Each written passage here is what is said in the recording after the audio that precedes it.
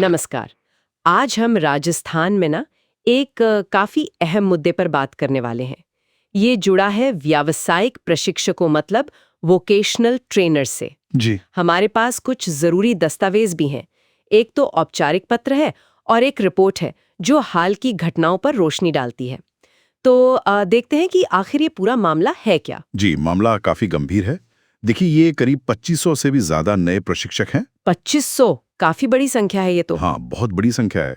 और इन्हें सरकारी स्कूलों में स्किल एजुकेशन देने के लिए आप मानिए फरवरी से मई 2025 के बीच ही नियुक्त किया गया था। अच्छा, मतलब बिल्कुल हाल ही में। जी बिल्कुल।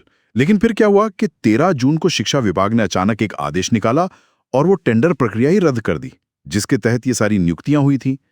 आदेश संख्या 0622 024 025। अरे, मतलब एक झटके में 2500 से ज्यादा लोग, उनकी नौकरी चली गई। इसका असर तो जबरदस्त पड़ा होगा। बिल्कुल। न सिर्फ ये प्रशिक्षक एकदम से बेरोजगार हो गए, बल्कि इसका असर देखिए करीब 1.5 लाख छात्रों पर पड़ सकता है। 1.5 लाख छात्र कैसे? क्योंकि उनका जो व्यावसायिक प्रशिक्षण है, जो 1 जुलाई से नए सत्र में शुरू होना था, वो अब बाधित हो सकता है, रुक सकता है। ये तो बड़ी अजीब बात है क्योंकि राष्ट्रीय शिक्षा नीतियां, चाहे वो 1986 की हो या 2020 वाली नई नीति, वो तो लगातार स्किल डेवलपमेंट, व्यावसायिक शिक्षा पर जोर देती आई हैं। सही बात है। मतलब नीतियों का फोकस है कि विद्यार्थी हुनरमंद बने, आत्मनिर्भर बने, पर जमीनी हकीकत कुछ और ही दिख रही है। तो एक तरफ तो ये नौकरी जाने की बात हो गई, इनकी और क्या चिंताएं हैं फिलहाल, मतलब जो एकदम सामने खड़ी हों? देखिए, एक बहुत बड़ी और तत्काल चिंता है इनके रुके हुए पेमेंट की। इन नए प्रशिक्षकों को मार्च से जून 2025 यानी आप समझिए पिछले 3-4 महीनों से उनकी सैलरी या मानदेय नहीं मिला है। 3-4 महीने से? जी। और जो सर्विस प्रोवाइडर एजेंसियां थीं, जिनके जरिए इनकी नियुक्ति हुई थी, वो अब कह रही हैं कि भाई अनुबंध ही रद्द हो गया, तो हम पेमेंट कहाँ से करें। वो एक तरह से पल्ला झाड़ रही हैं। अच्छा, तो मतलब कंपनियां कह रही हैं कि कॉन्ट्रैक्ट ही नहीं रहा, तो पैसे क्यों दे? ये तो बड़ी मुश्किल स्थिति है। जाहिर है इस पर कुछ प्रतिक्रिया तो हुई होगी। हमने सुना है विरोध प्रदर्शन भी हुए। जी हाँ, बिल्कुल। 23 जून को इन प्रशिक्षकों ने जयपुर में शिक्षा संकुल पर, जहां शिक्षा विभाग के बड़े दफ्तर हैं, वहां धरना दिया। उसका कुछ नतीजा निकला? हाँ, कुछ बातें सामने आई। जो पुराने प्रशिक्षक थे, मतलब जो पहले से काम कर रहे थे और जिनका कॉन्ट्रैक्ट 30 जून को खत्म हो रहा था, उनका अनुबंध सितंबर 2025 तक बढ़ा दिया गया है। चलिए, ये तो पुराने प्रशिक्षकों के लिए थोड़ी राहत की बात हुई, लेकिन उन नए 2500 प्लस का क्या, जिनका टेंडर ही रद्द हो गया? हाँ, उनके लिए जो राज्य परियोजना निदेशक हैं, एसपीडी मैडम, उन्होंने आश्वासन दिया है कि कोशिश की जा रही है कि 15 दिनों के अंदर उन्हें भी वापस नियुक्ति दी जाए। 15 दिन का आश्वासन, और कुछ उनकी मांगे क्या थीं? उनकी एक बड़ी मांग है कि हरियाणा की तरह राजस्थान में भी कोई स्थायी नीति बनाई जाए इनके लिए। और सुनने में आया है कि इस बारे में हरियाणा मॉडल को स्टडी करने के लिए वहां से फाइल भी मंगवाई गई है। अच्छा, हरियाणा मॉडल का जिक्र आ रहा है बार बार।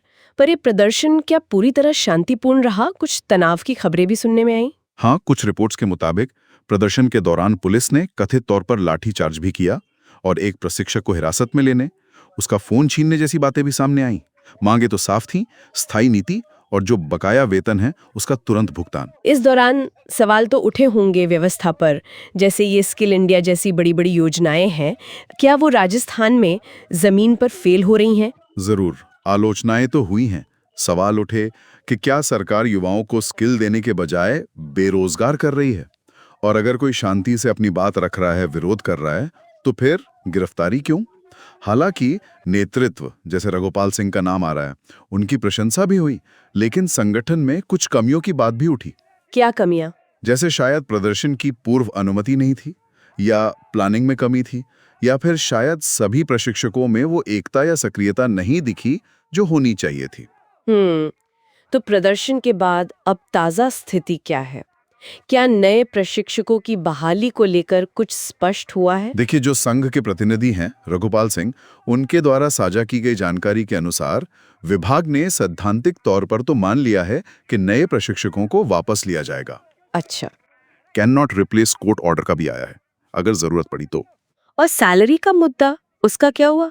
और वो स्पोक स्कूलों की भी बात थी। हाँ, सैलरी के लिए कहा गया है कि जिलों में बजट उपलब्ध है और कंपनियों को पेमेंट करने के निर्देश दिए गए हैं। और जो नए प्रशिक्षक थे, जिन्होंने मार्च से जून के बीच काम किया है, उन्हें भी काम किए गए दिनों का पैसा मिलेगा। ये कैसे मिलेगा? उन्हें अपने स्कूल के प्रिंसिपल से अटेंडेंस शीट लेनी होगी शायद। और स्पोक स्कूल जो हैं, वो अब सिर्फ पीएम श्री स्कूलों में ही चलेंगे, बाकी स्कूलों से जो वीटीज हटेंगे उन्हें नई नियुक्ति में प्राथमिकता देने की बात कही गई है। अच्छा, तो मतलब एक टाइमलाइन दी है विभाग ने। एसपीडी मैडम ने कहा है कि अपडेट देने के लिए 15 दिन का समय चाहिए। तो कुल मिलाकर देखें तो स्थिति अभी भी मतलब काफी अनिश्चितता वाली है। आश्वासन तो मिले हैं पर ठोस कार्रवाई का इंतजार है। हाँ बिल्कुल, और इसीलिए शायद संघर्ष जारी रखने की बात हो रही है। ज्ञापन सौंपना, सोशल मीडिया पर कैंपेन चलाना, मीडिया में बात लाना। और संघ नेतृत्व की तरफ से एक संदेश ये भी आया है कि बहाली के लिए शायद उन्हीं सदस्यों के नाम विभाग को भेजे जाएंगे जो धरने में शामिल हुए या जिन्होंने रसीद कटाई या ट्विटर पर सक्रिय रहे। अच्छा, ये भी एक पहलू है। तो ये पूरा मामला जो है राजस्थान में हजारों व्यावसायिक प्रशिक्षकों के भविष्य, उनकी नौकरी की सुरक्षा और महीनों से रुके हुए वेतन से जुड़ा एक बड़ा संकट दिख रहा है।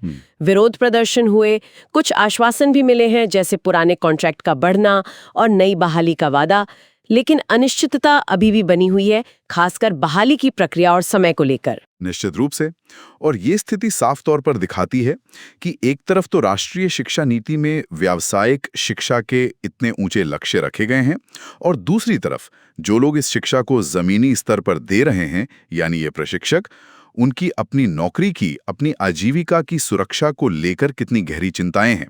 वो हरियाणा मॉडल जैसी स्थायी नीति की मांग क्यों कर रहे हैं, ये भी इसी से जुड़ा है। सही कहा, और ये हमें सोचने पर मजबूर करता है कि जो राष्ट्रीय स्तर पर कौशल विकास की बड़ी-बड़ी योजनाएं बनती हैं, उनका राज्यों में असल क्रियान्वयन कैसा हो रहा है और उन प्रशिक्षकों की स्थिति क्या है जो इस महत्वपूर्ण काम की अगली कतार में खड़े हैं। इस पर विचार करना वाकई जरूरी है।